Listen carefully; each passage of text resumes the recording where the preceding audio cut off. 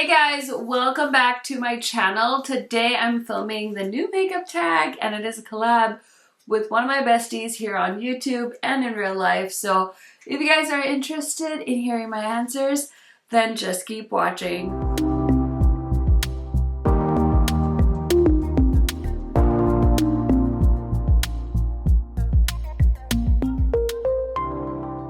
If this is your first time on my channel, welcome. My name is Karen Harris. I like to film tan girl friendly makeup videos here on YouTube. I like to post about 3 to 4 times a week. So if that sounds good to you, highly recommend subscribing, turning on the bell so you're notified every time I post. And without further blabbering, let's get into it. Okay, you guys, like I mentioned at the start, I am collabing today with one of my dear friends, Heather Austin. I have been a little bit light on the collabs for Vlogmas, and it was just because I felt very up in the air this holiday season. I've got a lot going on in my personal life, and so I didn't really want to stress myself out and commit, but I was gonna film this tag anyway, and Heather so kindly asked me to collab with her, and I love her so much, and she's one of my dearest friends. So we're gonna go ahead and film the tag. I think it was created, I don't know why I'm blanking on this, but created by Angelica, and Angie and Samantha do this video every year. So me and Heather decided that we were gonna do our version as well. So yeah, go ahead and check out this video. Check out Heather, check out her channel. You guys probably are already subscribed to her anyway, but just in case you've never heard me talk about her, she's amazing. She also does a lot of reviews and lots of gorgeous tutorials, beautiful eye makeup, and she also recently collabed with Sigma. So she has a favorite set. She has a freaking palette with Adept Cosmetics. If you didn't know, what planet are you on? I'm just kidding, but go ahead and say hi to Heather if you're coming from Heather's channel. Hi, thank you for joining me. And I feel like I've gone on and on, but let's go ahead and roll into the questions. Oh, also one more thing. Okay, Heather's like one of my top influencers, and she actually influenced me to try this brand called Martine Cosmetics. I'm actually wearing their palette today. I'm gonna film a 3 looks with 3 of their palettes, and I have one more palette to film with before I can post that video. So if you guys have been interested in Martine Cosmetics, then stay tuned for that. But now we can go ahead and get into the tag questions. Okay, so let me just say this really quick as a disclaimer. Tags give me anxiety. Ranking palettes give me anxiety. It's just all around anxiety inducing when you have to like narrow things down and deliver like thoughts, criticisms about certain things. So, you know, I'm doing my best here, people. Okay, so the first question is, what mainstream release lived up to the hype the most this year? Now, I will say for this one, I think that it was very unexpected for me. And the reason I picked this item is because I don't usually fall for hype when it comes to mascara, but Tower 28 actually sent me their Make Waves mascara in PR, and I tried it and I was like, oh, this is nice. And then the more I tried it, the more I liked it. I liked it so much that I went out and bought it myself. Also, this thing is sold out like everywhere. Like, I wanted to buy more backups during the Sephora gifting event, and it was sold out online. It's sold out in store, so I couldn't buy it. I should check my Kohl's Sephora actually now that I think about it. But this mascara, it's not overly expensive, but it's so good. I don't know what it is. It's got a pretty like normal looking wand, but the formula really helps like lengthen and separate my lashes.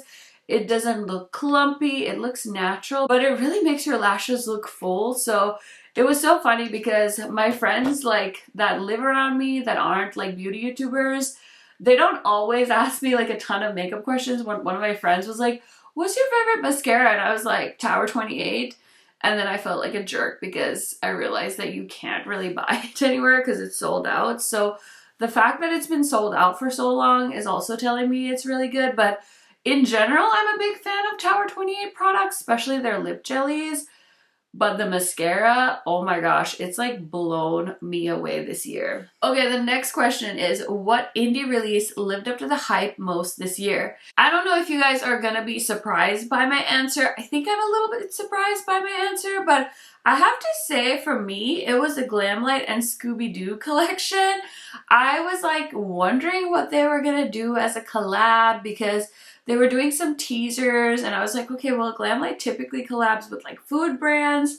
So I don't know that I saw like the Scooby-Doo collab coming. I felt like Glamlite was kind of in a rut last year. I felt like a lot of the color stories were getting pretty repetitive.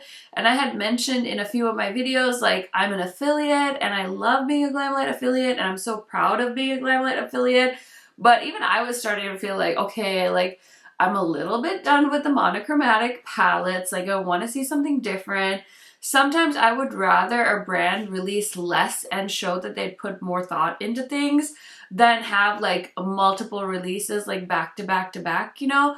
Because as an affiliate, it benefits me when brands have lots of releases because I make affiliate money. But when it's a brand that I am associated with, I also want them to put things out that kind of align with my taste. So yeah, I was just honestly so blown away by these two eyeshadow palettes. The quality is amazing. I love that they did these like dark shades because I feel like a lot of their palettes start to look like rainbow palettes.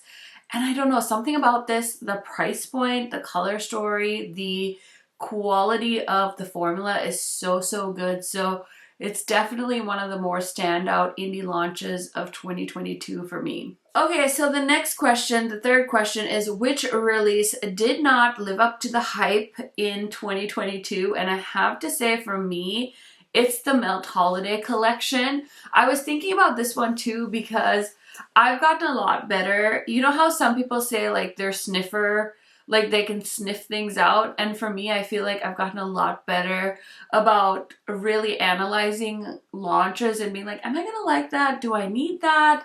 Is it something I can pass on? I feel like I'm really good at only buying things I feel like I'm gonna love. There's some things I'm like, oh gosh, I shouldn't have bought that. But for me, the Melt Holiday was such a letdown, especially when I think back to how I was feeling about the Amore Mariposa collection that they launched in 2021. I mean, I was in labor, you guys. Like, I literally had my daughter the day after that collection launched, so I will never forget it. But I had been talking to my friends on Marco Polo and I was like, listen, you guys better remind me to get this collection. And we hadn't quite gone into, like, I wasn't actively having her at the time, but I remember being in the hospital, ordering that collection. I was so excited. Our hospital stay ended up getting a little extended because we had a bit of complications, but I still remember it like shipped so fast and my husband was going back and forth between the hospital and our home. And I remember still like my collection came and I was like, I need to get downstairs and film. I need to film with the Melt collection. And then this year, it was just, oh my gosh, it was like such a letdown because they did these like bad Zodiac palettes, which I think conceptually was a good idea, but the mini palettes, I feel like I would have expected just something more unique. And it was just, I don't know, I feel like it was something Melt already had that they had like repackaged, and I feel like maybe it has something to do with them being at Sephora because I have heard that Sephora has a lot of like, not demands, but they have like contracts and there's certain things that brands have to do to be sold at Sephora, like a certain amount of collections they have to launch and different things like that.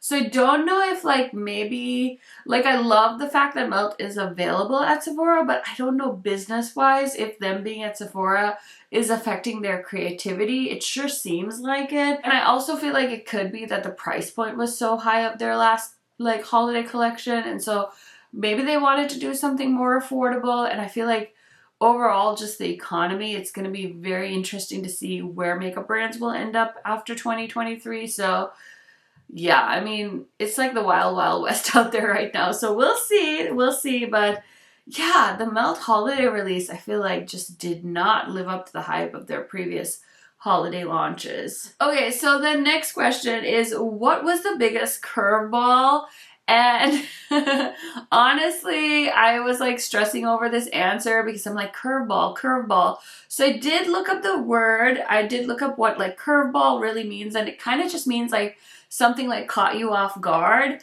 And this might be silly, but definitely one thing that came to mind that was like a curveball that definitely caught me off guard is the Hourglass holiday collection and their face palettes. I have never seen Hourglass do 3 face palettes. You could also pick the cover you wanted on the Hourglass website.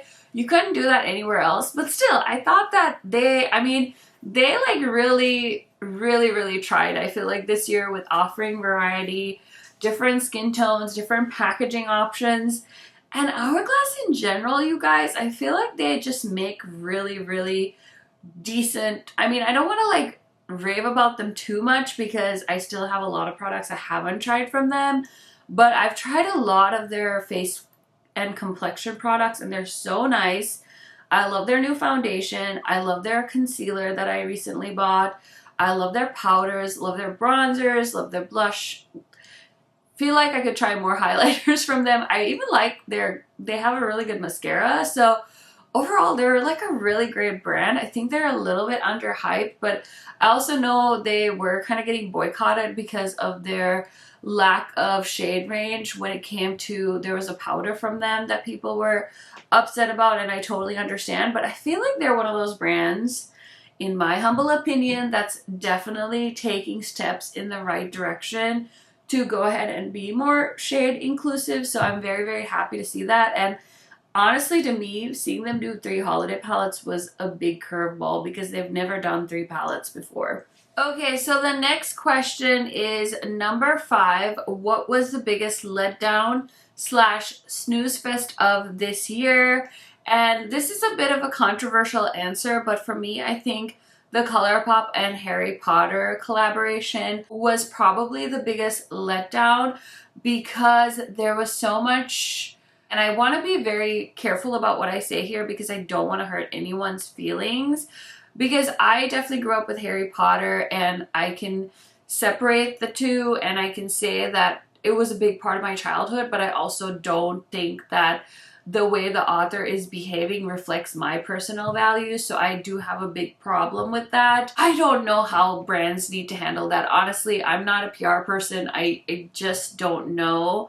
I'm sure those contracts and things happen so far in advance, and how we in the beauty community see and research and dig into things are very different from the masses. So I don't blame anyone for not knowing what J.K. Rowling's up to. And I think that if I was just a random person on the street and I didn't know any of that backstory, I would be so excited for Harry Potter. And I really was too, really excited for them to do their version of this, you know, story that's been such a big part of my childhood. But even like all of that aside and the problematic behavior of J.K. Rowling aside, just looking at the collection, I don't know. I feel like ColourPop could have done better. But yeah, overall, I think the whole thing was just a shit show. I'm happy for the people that got their stuff because they love the books and the franchise and everything that goes along with it. As a fan, I feel kind of like they could have done more, but I also feel like it's something that means so many different things to so many different people. Was one brand really going to be able to do it justice? It was just a disaster, in my opinion. So, that's the answer. That's my honest answer. That's what I wrote down as the biggest letdown for makeup in 2022. Okay, question number 6. What was the unsung hero of the year? So this one, I definitely didn't have to think too hard. I had to go with the Sigma powder. This is the, I always forget the name, the Soft Focus Setting Powder from Sigma. And you guys know I have dry skin, so like for me to like a powder, it doesn't happen very often. But I wear this in the shade Buttermilk, by the way, for anybody that's wondering. And this powder, you know how they say it feels like hydrating and you're like, how can a powder feel hydrating?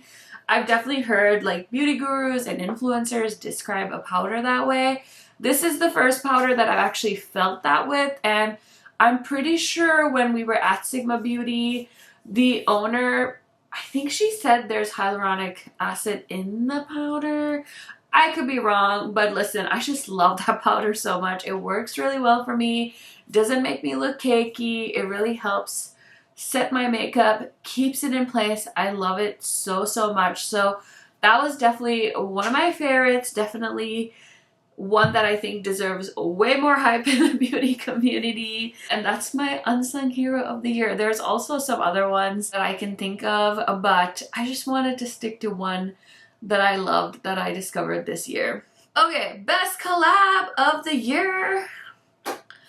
I mean, come on, guys. I'm just kidding. I'm just kidding. Listen, I had to shout myself out because I did get my first collab this year. I'm so excited that it's with Sigma Beauty. Of course, I'm biased. I love Sigma. They make amazing, high quality products. Love them so much. Was so happy to work with them this year.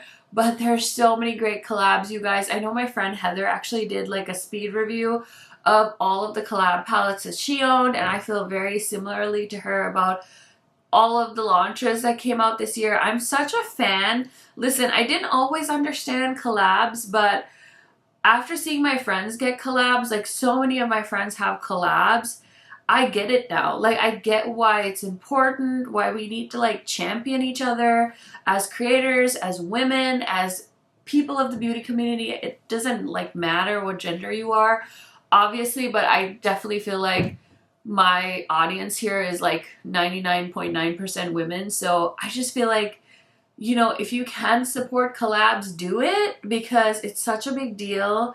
It's so important for people to have that creative outlet. Plus, you know what? It's a great source of income for collaborators. Like, it's a great source of income for creators, and they put a lot of work into it. Like, yes, I picked out brushes and makeup that already existed, but it's so special to me that a company that I really love and adore wanted to work with me. And seeing friends work behind the scenes, get these collabs, do these palettes, like, I know how much work they put into it, and they probably put into it even more than what I see them do. I mean, the amount of time, samples, cost, the time to film these videos, like, I'm just like the #1 fan of people getting collabs, and I think we should just wholeheartedly support them as much as you can. Even if you can't afford to buy it, share the video, leave a comment. If you've tried the brand, something else from the brand, you can even say like, I haven't tried this palette specifically, but this is a great brand. Like the formula, you know, I don't know. Sometimes I feel like people get really salty about people getting collabs, and I really don't think it's that deep. I think that we should celebrate every single person that gets a collab. Okay, so the next question is the best holiday release of 2022. And there are so many good palettes and just makeup products in general that were released, but I feel like the one that really captured my heart were the holiday palettes from Odens. And I don't want to bring it up just to like rub it in, but those palettes are so good, you guys. I mean, like, Odens this year has just done their best work. I honestly cannot wait to see what they have in store for 2023, because from the start with the Hella palette, the Solman 2 collection, and now these holiday palettes, I feel like they're one of the best indie brands out there. Oh my gosh, I'm so, so excited. So, so excited for next year. I just feel like they're really gonna bring it, so I can't wait to see what they do. But the holiday palettes were so good. Let's just talk about just like the color stories. I mean, I will say the red green one, I think that one's the Merry Christmas palette. I could maybe see it was kind of done, but the Christmas Eve palette with those like blues and golds, and I don't know, I just feel like if my whole makeup collection were to go away, those are 2 palettes I would honestly be so sad about not having. And yeah, those were just so, so good. Formula, the multi-chromes, everything. So good. So definitely, definitely my favorite holiday launch of this year. Okay, guys, it's time for the last question. It's, what are your predictions for releases during the next year? Question mark. I hate coming up with predictions. Some people are really good at them. I just feel like I'm not trendy enough to know these things, but Some of the things I would love to see, of course, is more collabs. I would love to see brands collabing with more people of color. I do feel like that's definitely something that everyone can do better. I love seeing the same people get opportunities all the time, but I think that there's more out there that we can do, so I'm gonna put that out there into the universe. And then the other thing I would love to see, and I really hope happens, is fewer but nicer launches. I feel like it's so nice when brands can consistently come out with stuff back to back to back to back. It's so fun. Gets me all kinds of excited as a makeup lover myself, but I think that it would be nice just with people's kind of financial situations changing with the economy and stuff like that. Fewer but nicer launches, so we're spending, but we're also like really able to put a lot of thought into the things we're buying instead of being like bombarded by things. I think that will be a kind of pleasant change. Maybe I'm just out here on my own with that thought process, but it's definitely something I think a lot of us would like to see this upcoming year. So those are my predictions. We'll see what the world has in store for 2023. I'm very, very excited. So that is it for this new makeup tag video. Like I mentioned, don't forget to go ahead and check out my friend Heather. I think this video is gonna go up a few days before Christmas. I don't have anything planned to post on the 24th or the 25th. So if I don't see you guys, happy holidays, Merry Christmas, lots of love to you. I hope you have a wonderful holiday season, and I will see you in a new video very, very soon. Bye, guys!